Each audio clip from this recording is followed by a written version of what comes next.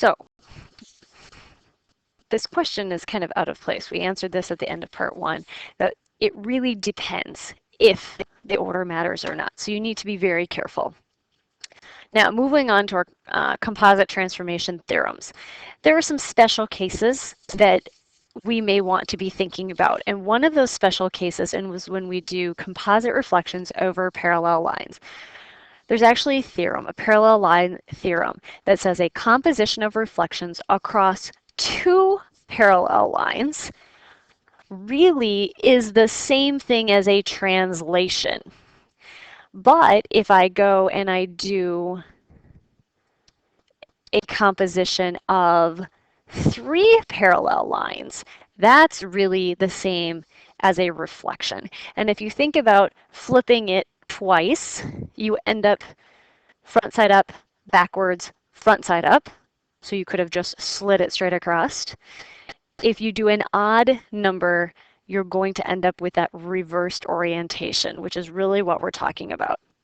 But one of the coolest things about these reflections over parallel lines is this, that the distance between pre-image and your final image is twice the distance between the reflecting lines. And we'll look at an example in a minute, because if 2 reflecting lines is a translation, we can write that as a single rule.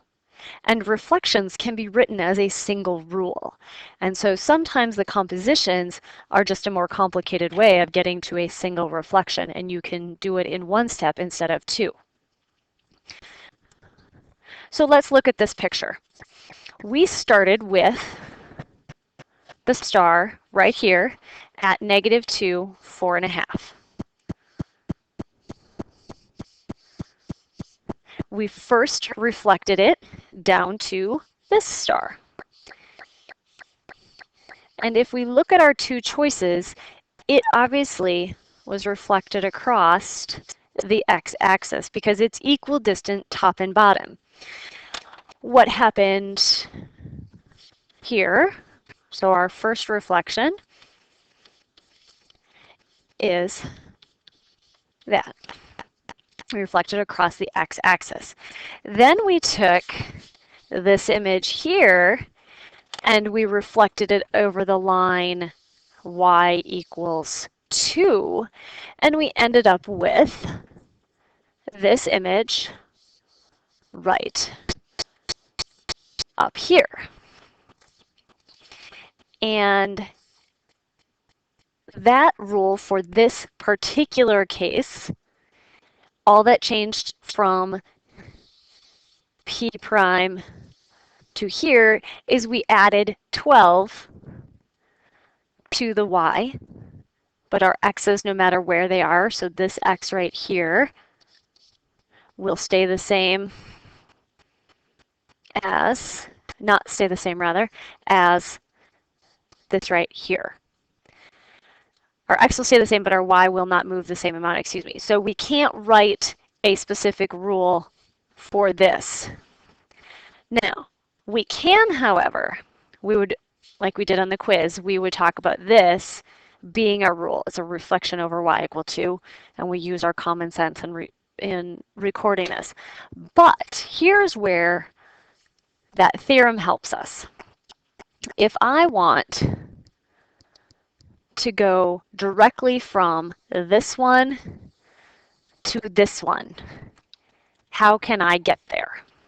And if you notice the orientation and the shape of these, this has just been slid straight up. And if you look at these coordinates, you can see it's actually been slid up 4 units. If I look at the 2 reflecting lines, the distance between these 2 reflecting lines is 2. And so according to that theorem, a double reflection over parallel lines results in a translation of twice the distance between the parallel lines. So in this case, the distance between them is 2. Our translation ends up being 4. So my single rule for the composite then, because t of x, y, t prime, my x's didn't change and my y's had 4 written to them.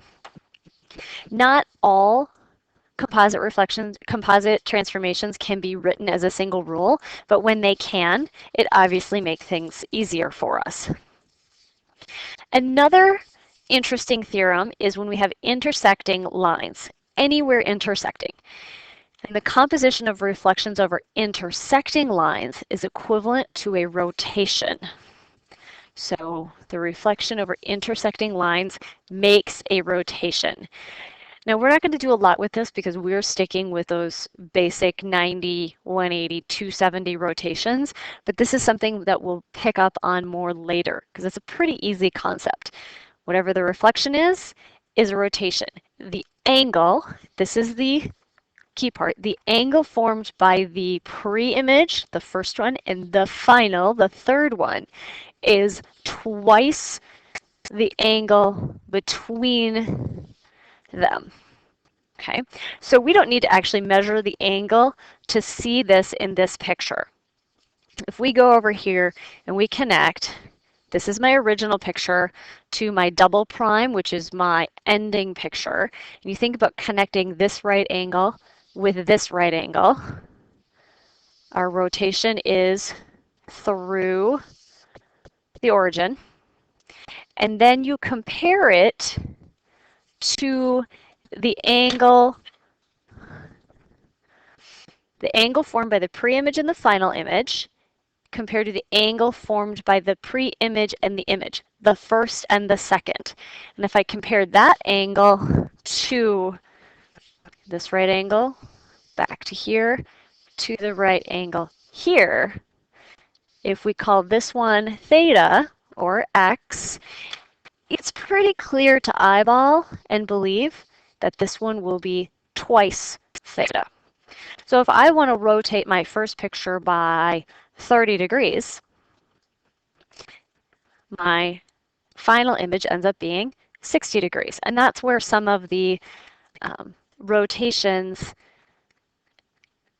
can move away from that 90, 180, 270. And you'll get into more of that later.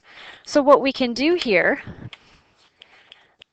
the rotation of this figure from t to t prime, if you look, p to p prime, excuse me, if you look at these points right here, what we've done is flip-flopped.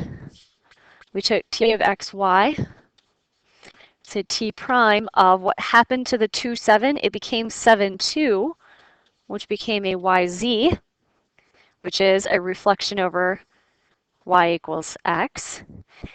And what rule reflects the translation? What is our second movement from here to here?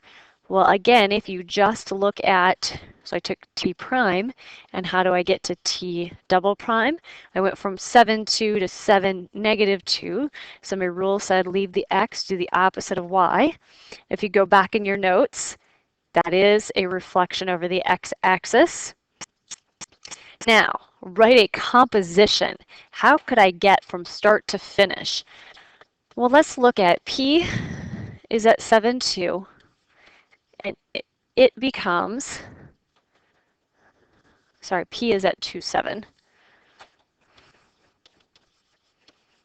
And it's going to finally become P double prime of 7, negative 2. What happened here? Our single rule is going to be flip-flop your x and your y and do the opposite sign on, oops, flip your x and your y and do the opposite sign of the x. Got ahead of myself there. And if you looked at these rules, you can see that I flip-flopped them and did the opposite side on the second part of it. But these all can be done piecemeal. You can do them 2 steps at a time. The final thing that's in your note are tessellations. And tessellations are just fun artwork one application of mathematics to art, to logos, to graphic design, to computer engineering, to graphic engineering, where you can take these figures and by rotating and reflecting them, create solid pictures. I love this one with the cat and the fish. This one just makes me laugh. You can see you have white cat, black cat, black cat, alternating with pink and blue fish.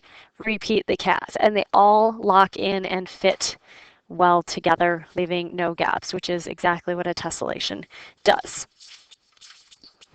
And that is the end of the lesson.